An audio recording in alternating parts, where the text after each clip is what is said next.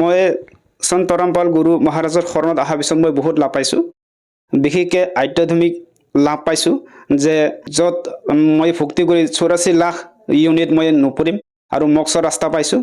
আৰু তাৰ বাহিৰেও মোৰ পত্নীৰ যিখিনি বেমাৰ আছিলে, তাই হেপাটাইটিছ বি বেমাৰত ভুগি আছিলে। 2 বছৰ চিকিৎসা কৰি আছিলোঁ আৰু বৰ দামীৰ চিকিৎসা আছিলে তাৰ। এমাহত 10,000 মান যায় ঔষধ কিনোতে। আৰু আমি 3 মাহ ধৰি তেনেকৈ গুৱাহাটীলৈকে চেকআপত গৈছিলোঁ। 30,000 40,000 এনেকৈ গৈছিল।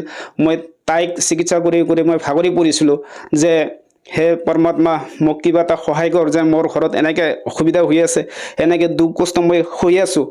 আৰু এনেকৈ পৰমাত্মাক আৰদাস লগাইছিলোঁ যে মোৰ অৱস্থা বেয়া, মোৰ সদায় এনেকৈ টকা মই খৰচ কৰিব নোৱাৰোঁ। সেয়েহে মই প্ৰাৰ্থনা কৰিছিলোঁ যে গুৰু মহাৰাজ, যে মই অকলে দীক্ষা ল'লে নহ'ব, মোৰ পৰিয়ালটো ল'ব লাগিব, আপোনাৰ চৰণত আনিব লাগিব, মোক কিবা এটা কৰক বুলি মই গুৰুজীক প্ৰাৰ্থনা কৰিছিলোঁ। আৰু প্ৰাৰ্থনা কৰাৰ পিছত লাহে লাহেকৈ মই পত্নীক গুৰুজীৰ চৰণত আনিব পাৰিলোঁ। আৰু আজি 3 মাহৰ মূৰে মোৰ য'ত 30,000 40,000 টকা গৈছিল, এতিয়া মই এটকাও পইচা খৰচ নকৰাকৈ মই এতিয়া ভক্তি কৰি লাভ পাই আছোঁ।